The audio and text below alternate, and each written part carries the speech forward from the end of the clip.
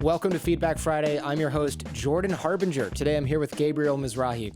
On the Jordan Harbinger Show, we decode the stories, secrets, and skills of the world's most brilliant people, and we turn their wisdom into practical advice that you can use to impact your own life and those around you. We want to help you see the matrix when it comes to how these amazing people think and behave. And our mission here on this show is to help you become a better informed, more critical thinker so you can get a much deeper understanding of how the world works and make sense of what's really happening, even inside of your own mind, your own brain.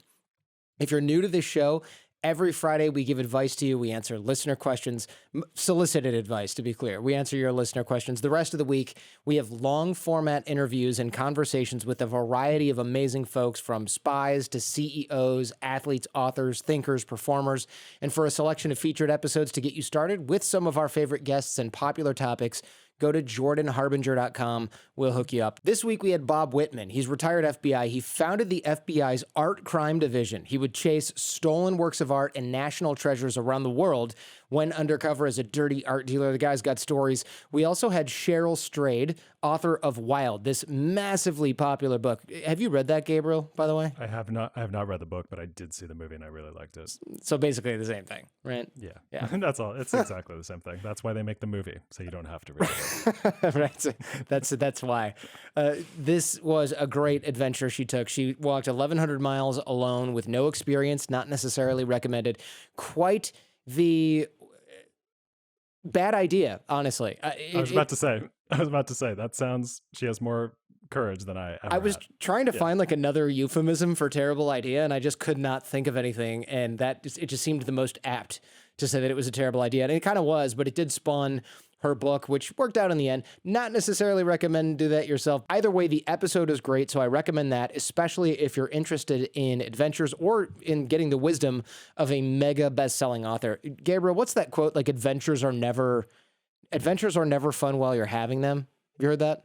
I haven't heard that, but I agree with it. Yeah, I agree with that too. Yeah. Yep. Make sure you've had a look and a listen to everything we created for you this week. You can reach us for these question and answer sessions Friday at jordanharbinger.com. Please keep your emails as concise as you can. Try to include a descriptive subject line. That makes our job a whole lot easier.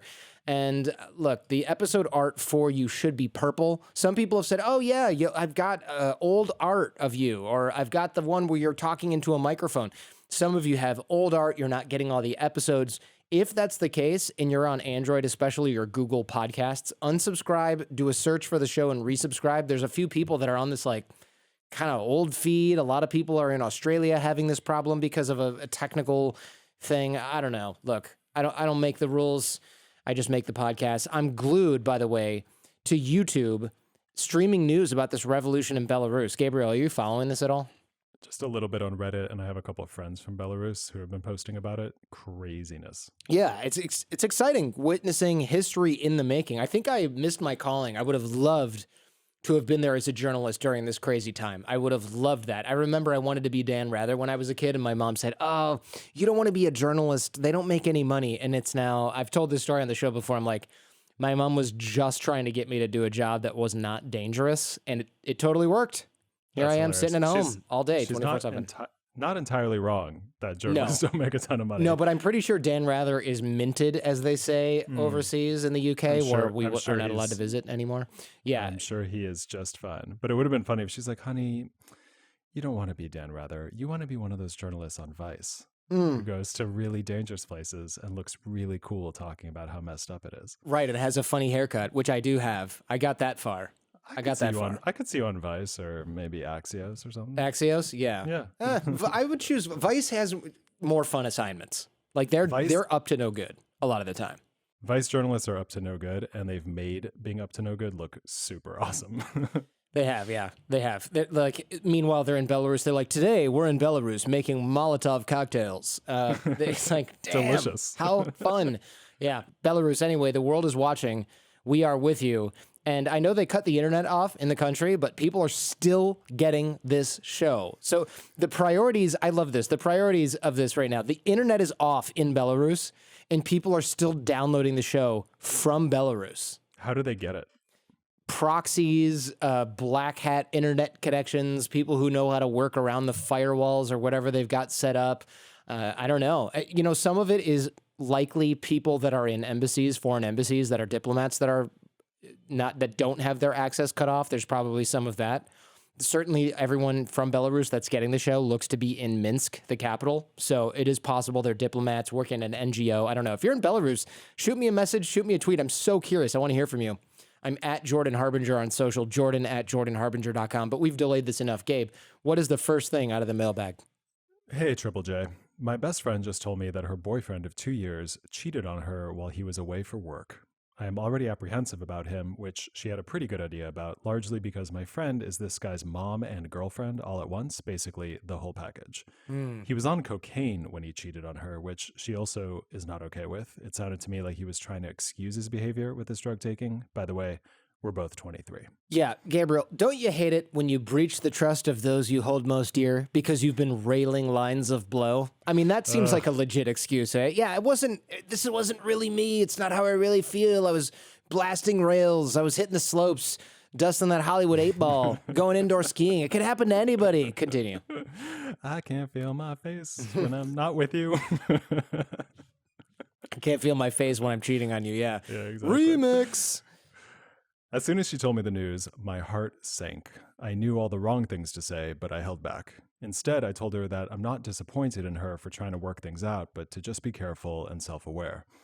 I did maybe let it slip that I really won't be able to talk to him or see him for a while because I think I would rip him to shreds, which she said was understandable. What makes this worse is that we've discussed this before and agreed that it would be a deal breaker if one of our partners ever cheated. But I understand it just isn't that simple when you put so much love, emotion, and energy into a relationship. I know that she wants to see how the next few months go with him, even if I don't quite understand it myself. At the same time, I know she is so deeply cut up about it, and I don't know how to support her. At the same time, I know she is so deeply cut up about it, and I don't know how to support her decision in a meaningful way or what I should do or say to help her through this process while keeping my own biases aside. P.S. Thanks for providing a highly motivating, educational, funny podcast. I've learned so much about myself and my business through you guys. Signed, shaking my non-judgy head. I mean, this is a tough situation. Boy, does it make me glad to not be in my early 20s anymore. Gabe, what do you think? Yeah, this is definitely a 23. Well, actually, no, I kind of take that back. This probably happens to people in their 30s and 40s. Yeah, are you kidding? Of course. But I don't even know what I was thinking. I think it's just...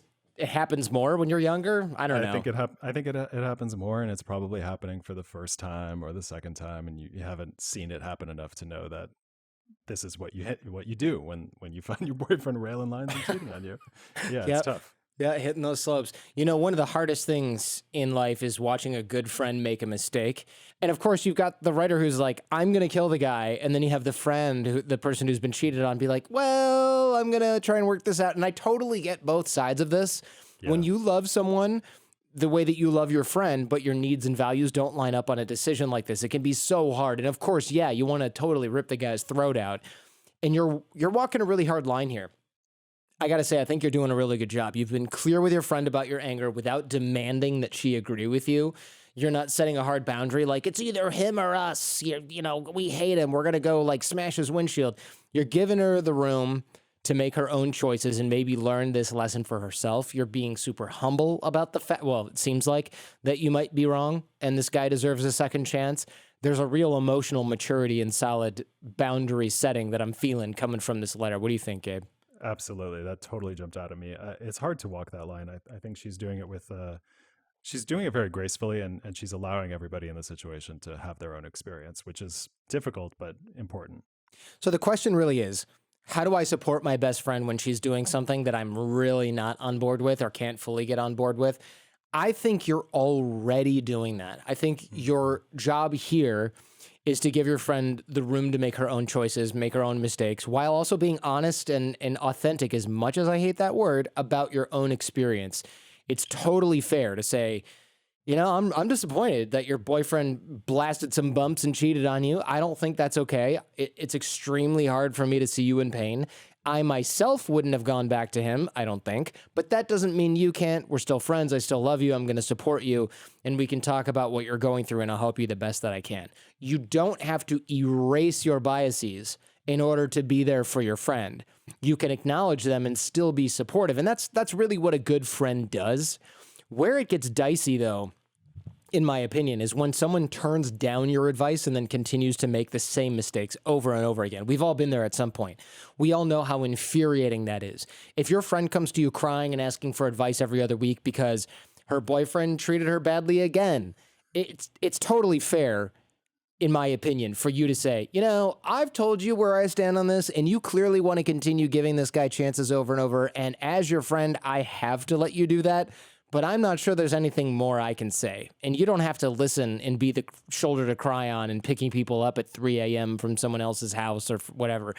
I've also got some personal rules that don't always work at every situation. I will readily admit this. For example, my college roommate, he was the worst when it came to dating and women. He was hopeless, and he would always ask for advice and then not follow the advice and then end up in some terrible situation and then ask us for advice again on how to fix it and then not follow that advice and make the situation worse and rinse and repeat until it was like, yeah, she's not talking to me anymore. So my rule in college, before I had any clue with people, I figured this one out. My rule was, don't ask me for advice if you're not going to follow it. And if you ask for advice and then you don't follow it because you don't really know in advance, then do not come to me and ask how to fix it. Of course, this is easier said than done. And if somebody makes a really big mistake, you want your friends to be able to come to you and talk about things. This was only in the category of the opposite sex, because it would be like, should I show up at the party where she is with her current boyfriend? And we'd be like, no. And then he'd be like, so I'm at the party and I got punched in the face and kicked out. Can you like come and back me up? And we're like, no, we can come and get you so that you don't get killed, but that's pretty much it. And then we'd go and pick him up and he'd be like, I'm going back there, give me a ride. And we'd be like, no, we're not doing that. Like, it was just one thing after another. And my rule was like, I'm just not getting involved. If you ask me once and you don't follow it, I'm out. I'm tapping out. That's fair. You know, if her friend continues to make bad choices, though, and it gets to the point where it is compromising their relationship, then I think she might have to choose whether she wants to be as close with her as she always was, which is really painful, but which is sometimes necessary. And by the way, not to be the grumpy old condescending guy over here, but it happens to a lot of friends in their 20s, I think. You know, this is when you're figuring out your values, you're figuring out which mistakes you can tolerate and which ones you can't, and how do you feel about this, and is this how I would live my life, and do I want to hold my best friend to the same standards that I hold myself? You know, those are really big questions, and they're really intimidating sometimes, but not all friendships survive that, and I think that is okay. I'm not saying you need to drop this person. I'm not saying that that's where your friendship is heading. I'm just saying that could be part of the process of figuring out who stays in your life if they continue to behave like that. One final thought. Supporting your friend in a meaningful way does not mean agreeing with her on everything. It means being there in an appropriate way when she needs help. It means offering her new perspectives. It means helping her sort through her own feelings. It does not mean validating her poor choices if she keeps making them. It doesn't mean censoring yourself about how you really feel or tolerating continual bad behavior from this guy. So I hear that you really care about her. I really feel that from your letter. So I do think it's important to just tell you that you can love her and you can disagree with her. You know what I mean? Like, you can support her and you can draw that line. In fact, those are sometimes the greatest expressions of love and support when you're dealing with a friend who's going through some tough stuff. All right. What's next? Hey, Jordan. One of my account executives and I were on a Zoom call this past week, and when everyone was signing off at the end, a few of our customers stayed on. At times, I'll stay on the call to make sure there aren't questions or conversations post-meeting that I might need to stick around for. But that's when things turned weird.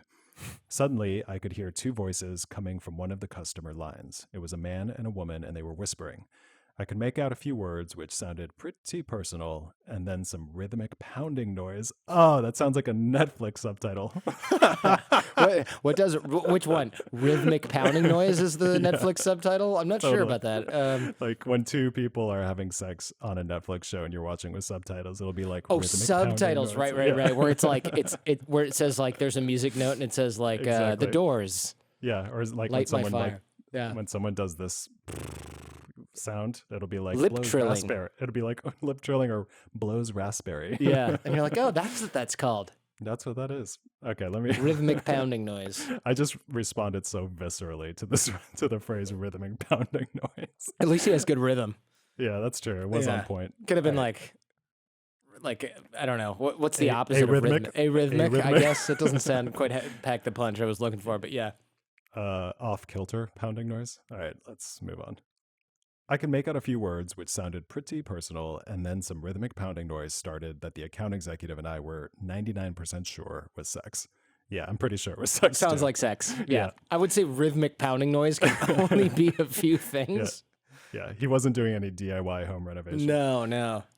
My personal style would be to just move on and not let it impact my connection with this customer, but what would you do? Do we address this with the customer, report it to management, or just let it go? Signed, over having overheard. First of all, how is this still happening? We've been using Zoom for some of us for 6 years, others of us for 6 months, but every single day. And web conferencing itself has been around for at least a decade and a half. How are people still getting it on during a video chat? How is that still happening? I don't understand. I mean, haven't you seen the Instagram memes of people recording Zoom calls where somebody does something absolutely humiliating? I've cringed so hard watching those, and I'm like, that will never be me. No, of course. And you see people that bring the camera into the bathroom and then set it facing them wearing their Bluetooth headphones. And it's just oh my God. Or other people get up and they're only wearing underwear. There are more. I mean, people have seen these, I'm sure. But my advice, let it go. Be discreet, be respectful, pretend you didn't notice, spare them the embarrassment, especially since they're a customer. It's not like this is one of your closest friends and you're like, dude, I heard you and your girl getting it on. Oh my God, that's ridiculous. And then you have a good laugh and a beer. This is a customer. They do not want you to know. Well, put a little asterisk by that. They probably do not want you to know. If they were an employee at your company, it would probably be on you or someone at your company to resolve it. I'm not saying it's okay. It's just not your domain. And that said, if it happens again or if it happens regularly to the point where it becomes a problem for you or for your colleagues, then I think you can say something, and you probably should say something. But there's a little piece of me, Gabe, that's like, is this a fetish? I knew you were going to say that. I had the exact same thought when I was reading. I was like, is there some small chance that they totally wanted that to happen? Right. Yeah. It could be. Ooh, the volume's still on. And she's like, I don't care. I want it. Who knows? I mean, pandemic has been really hard for exhibitionists. Yes. You got to figure out how to do it when you can't go Great outside. for voyeurs, bad for exhibitionists. Good point. Yeah. If you have a relationship with this customer, you could a good relationship, you could probably bring it up in a way that doesn't completely humiliate them. You could jump on Zoom or pick up the phone and be like, listen, this is a little awkward. I don't mean to make it weird. It's not a big deal to me, but I couldn't help but notice that you left your mic on the other day during some... We heard some rhythmic pounding. Yeah. And I'm guessing you don't know your way around a home renovation. So maybe during your extracurriculars, you might want to just make sure that the thing isn't on, I just want to give you the heads up. That should take care of the problem. Man, I don't know what to say. People, turn your mics and your videos off by default. Check that before you do anything after you finish a Zoom call. Better yet, don't do anything at all. Close the computer. Go in another, I don't know what to say. Well, wait till the all hands meeting is over before you put all your hands on somebody else. There's these YouTube compilations where someone walks away from the computer, they're only wearing a shirt, or like I said, they put the computer down in the bathroom with the camera facing them. My favorite though is this guy. He doesn't, for some reason. I know where you're going. I just saw that. I literally just saw that video, and I was mortified on behalf of this person. Go on. So this guy, he, for some reason, doesn't leave the meeting. It's like his part of the meeting is over. Everyone else's is still going. I don't know why he doesn't leave the meeting. So he walks away. He comes back with a bottle of lotion. You see him undo his belt. That's it. And everyone sort of slowly realizes what's happening. And they're like, what? You see the confused look on their face, and they're like, oh, he's still in the meeting. And then they're like, wait a minute. And then the women are covering their mouths, and then the guys are covering their eyes with a little space between their fingers. And then it's Michael, no. But his headphones are plugged in, so he can't hear them yelling. But how does he not hear them if he's on the freaking call? That's what I don't understand. But it was headphones, and the headphones are on the desk. Right? Oh, he didn't put them back on. So they're yelling for him, but he can't hear them. Yeah. And it's just, he's typing away, if you will. The worst. Clickety clacking. I mean, the worst part of that video is watching the realization wash over all those people's faces. That's the worst part of it. And then he doesn't even understand that they know. But also couldn't the moderator kill that person's video? That's a 100%. feature. Yeah, 100%. That either makes me think it's possibly staged, or they didn't know the Zoom controls, totally possible, or the moderator was like, no, I never liked him. Wait for it. That's Wait true. for it. Yeah, what did this guy do before that Yeah. made everyone want to just let him hang to dry? Or they're all so to close, speak? like it's a cool company, and they're like, oh, this is going to be legendary. I think they're English, so of course somebody said, oh, this is going to be legendary, mate. I'm not That's leaving this amazing. one go. Yeah. Yeah, we're going to be talking about this down the pub for years. Yeah, exactly. Yeah. Here in the States, though, instant lawsuit somehow. All right, what's next? Dear Jordan, Jen, and Gabriel, I've reached a bit of an impasse with my networking, and I would love your advice. I'm trying to maintain relationships with wonderful colleagues I had at my previous job of 9 years. Since March, I've reached out to no fewer than 25 of these colleagues by email. Only one person wrote back to me and suggested a phone call, but now she's not responding to give me a preferred time, and it's been a month. Yeah, hint, hint. I know that these are trying times for everyone and people have little to give, but I've noticed a pattern with my contacts even pre-COVID. People just aren't great at responding and being good network companions, so to speak. Do you have any advice for people like me who really want to keep up a robust network but find little reciprocation? Someday soon, I might want to ask one of these contacts for a job connection and I'll appear to be coming out of the blue. Thank you. Trying to dig the well to the sound of my network's crickets. Ooh. So two things might be going on here, possibly / probably both are going on here. The first thing, this person is taking her networking a lot more seriously than her former colleagues, which is completely normal. When you start 6-minute networking, people are like, oh, I'm going to reach out and this is going to happen, that's going to happen. Because she's more proactive in reaching out and her ex-colleagues are not, she thinks, oh, there's something wrong with her or him. But there isn't.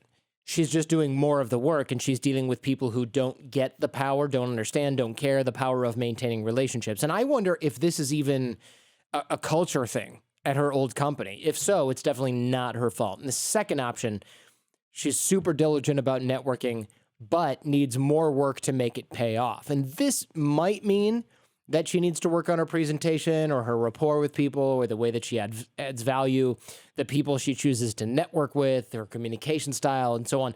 She's working hard on the business of networking, but not getting results because she needs to work on the content of her networking. So it's really hard to say without knowing her more, but it's important to call that out. 9 times out of 10, when I see or hear this, and I get this a lot, this type of message, most of the time it's because people are expecting that by doing the 6-minute networking drills, exercises, and being a great relationship builder and manager, that other people will also suddenly start doing this. And I understand that line of thinking. It's actually not logical, but I totally feel the same way. The truth is they won't. That's okay. It means more work for us, but that's how this goes. If everyone suddenly reciprocated, all I would have had to do was teach 6-minute networking to a few dozen people, and it would have just taken over the entire planet by now, right? Instead, what I find is that most people never reach out. They never reach back out to me without me prompting. I have to do the legwork. I have to follow up. The vast majority, and I mean like 99% of people, they'll go, oh yeah, good to hear from you again. And occasionally one person will say, you know, you're so good at keeping in touch. I'm going to make a note to keep in touch with you. But they don't have the systems that 6-minute networking offers. They don't have the discipline, the automation, all that stuff. These aren't your friends where having a one-sided relationship is a negative experience and we take it personally or we cut these people out of our lives or we're like, I'm sick of doing all the work. This is business and personal networking and personal relationships. It just doesn't really matter if other people put the work into keeping the connection alive, because we are using our systems. We are using 6-minute networking to put in the work. This is part of what I mean in 6-minute networking when I say don't keep score. That means don't worry that you have done the outreach. Don't worry that you have done the bulk of the work to keep the relationship alive. Don't worry that you helped them with something and they didn't help you with something else, etc. Just forget about it. Keep working the system. Now, if somebody's walking all over you, that's another thing. If somebody's take. But if somebody's just not reaching out to you every 90 days and you're reaching out to them every 90 days, it does not matter. Don't worry about it.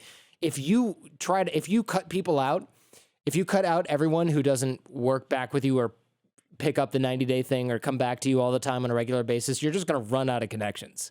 So forget about it. Don't worry about it at all. It's not an indication that you're doing something wrong. I like that. All right, Gabe, what else we got? Dear Jordan, I'm a female director in a male-dominated industry. My one-year review is coming up, and from the feedback I've received from my boss, direct reports, coworkers, and external parties, I've performed exceptionally well, both prior to and during the pandemic. My peers and the person who held my position previously all have the title of vice president and make slightly more money than I do.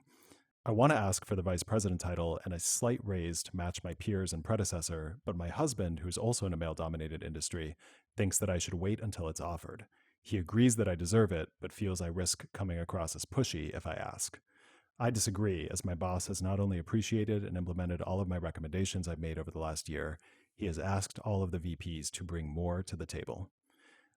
My gut tells me to just ask for the title and raise, as I'm fairly assertive in the rest of my professional interactions and they're received well.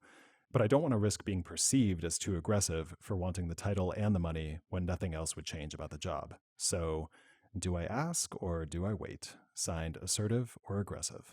First of all, congratulations on killing it at your job. You sound like a rock star. The fact that it's only your first year there and you're working in a male-dominated industry, that's even more impressive. You should be proud, and you should be secure in the fact that you've put in the work to earn this promotion. I also want to recognize that what you're going through is very, very common. Certainly among women, as we know, sometimes struggle with coming across as assertive or aggressive when really they're just asking for what they deserve.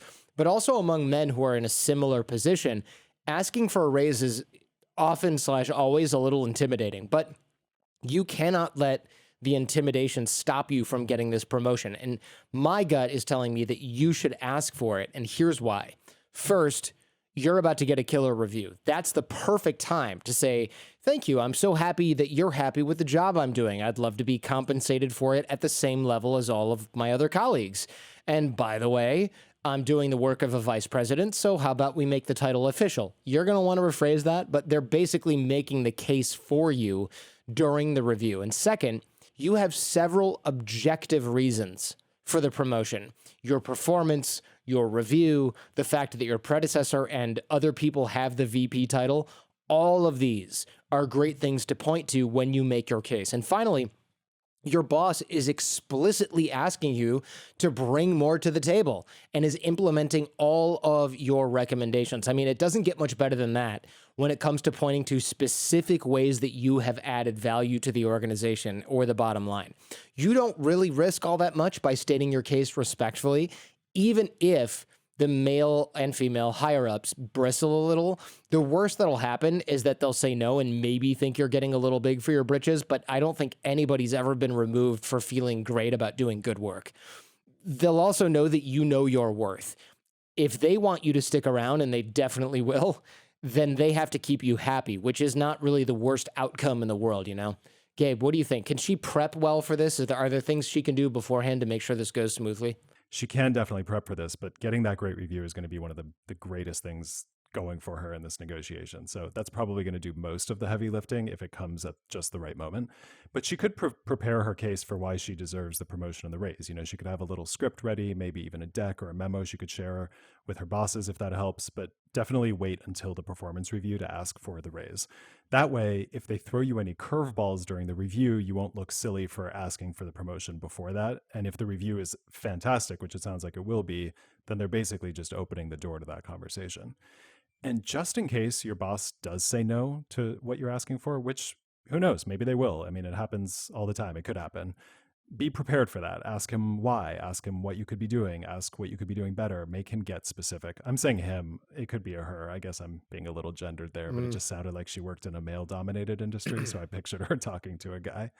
But, you know, if you make your boss get specific about what it is that you need to do to get what you want, then you can turn those recommendations into a very concrete plan and follow them to a T. Then in 6 months or a year, maybe when you have your next review, you can go to him and say, look, I did all the things, you know, so can we talk about my title again? And at that point, it'll be pretty hard, I think, to turn you down. You sound like a super valuable employee. Like, you sound like you're killing it. I think you're going to get all the things you want eventually, if not immediately. Am I the only one who's a little annoyed that her husband told her to wait until the raise is offered? I'm sure he means well, but I wonder if he'd tell me that same advice if I were in the same position. He's basically telling her, let the company take advantage of her, don't make waves. That's kind of what it seems to me, but why? I hate to assume it's because she's a woman.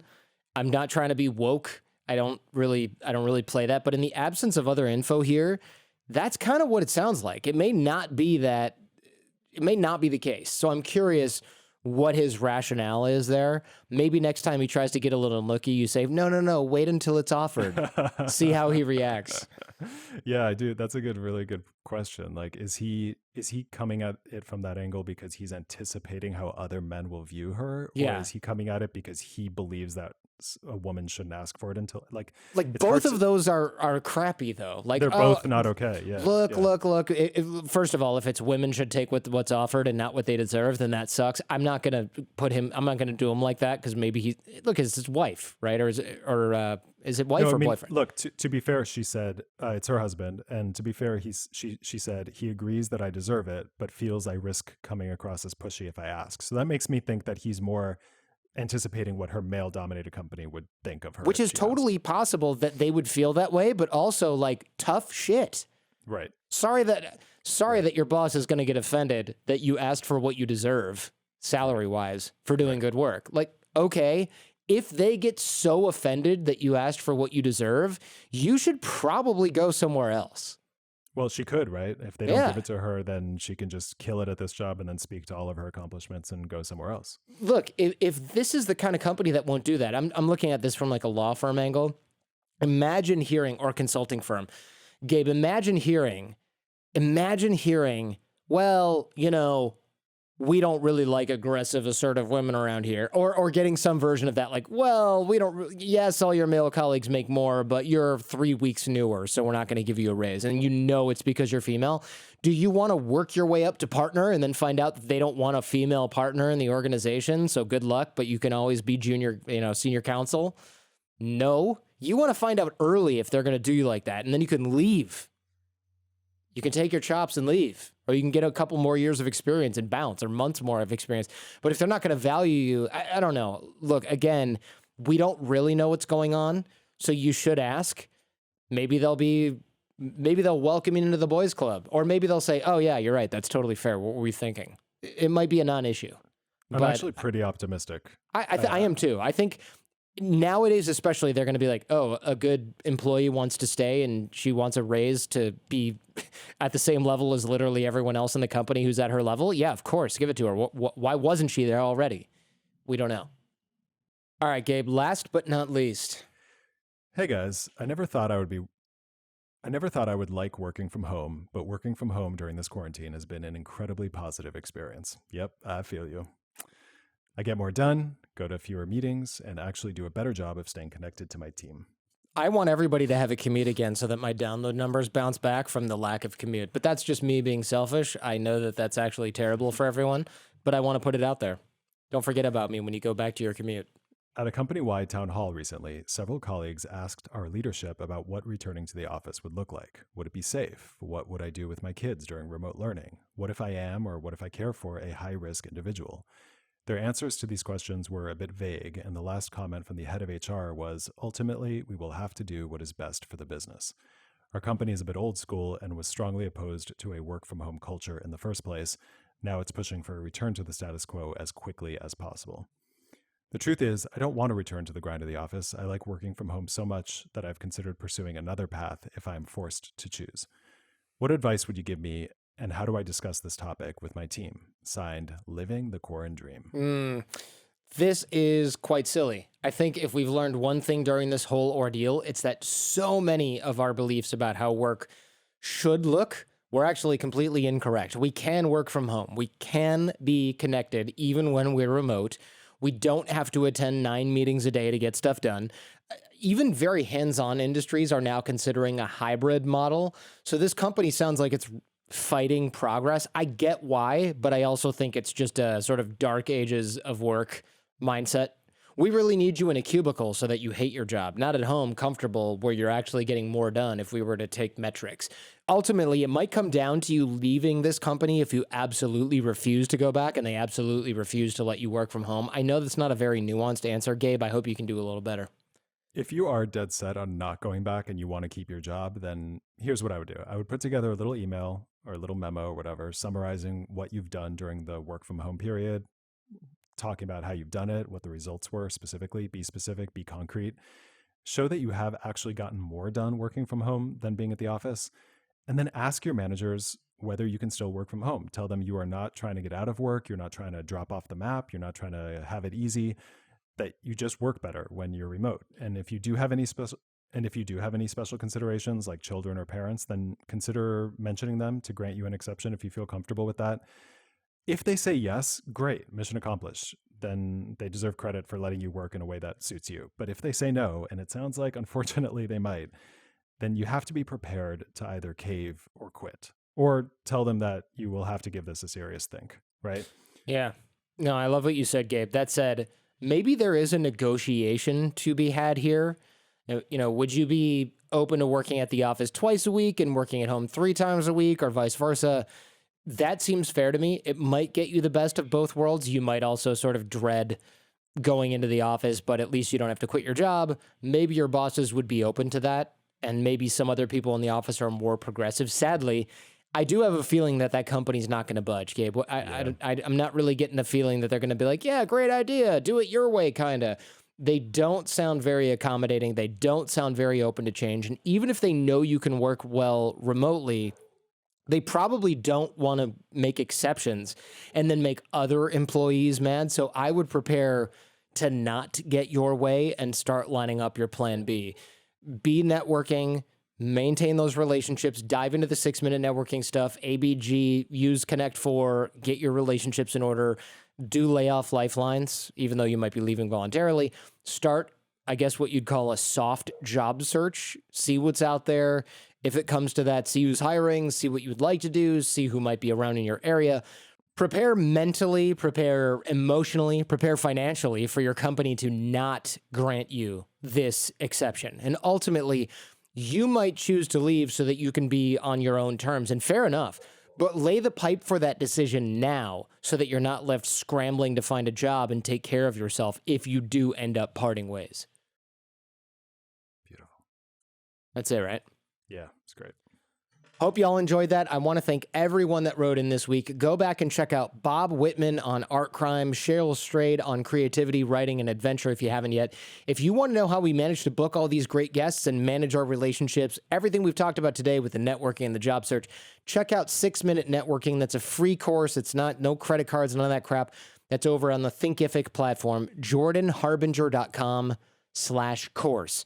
Now, don't kick it down the road. Don't do it later. Dig the well before you get thirsty, just like we advised in the last question. The drills take a few minutes a day. That's why it's called 6-Minute Networking. Ignore it at your own peril. jordanharbinger.com/course. A link to the show notes for the episode can be found at jordanharbinger.com. Transcripts in the show notes. There's a video of this episode on our YouTube channel at jordanharbinger.com/YouTube. I'm at Jordan Harbinger on Twitter and Instagram. You can also hit me on LinkedIn. This show is created in association with Podcast One, and of course, my amazing team, Jen Harbinger, Jay Sanderson, Robert Fogarty, Ian Baird, Millie Ocampo, Josh Ballard, and of course, Gabriel Mizrahi. Keep sending in those questions to friday@jordanharbinger.com. Our advice and opinions and those of our guests are their own, and yes, I'm a lawyer, but not your lawyer, so do your own research before implementing anything you hear on this show. Remember, we rise by lifting others. Share the show with those you love. If you found this episode useful, please share it with somebody else who can use the advice that we gave here today. And in the meantime, do your best to apply what you hear on the show so you can live what you listen. And we'll see you next time.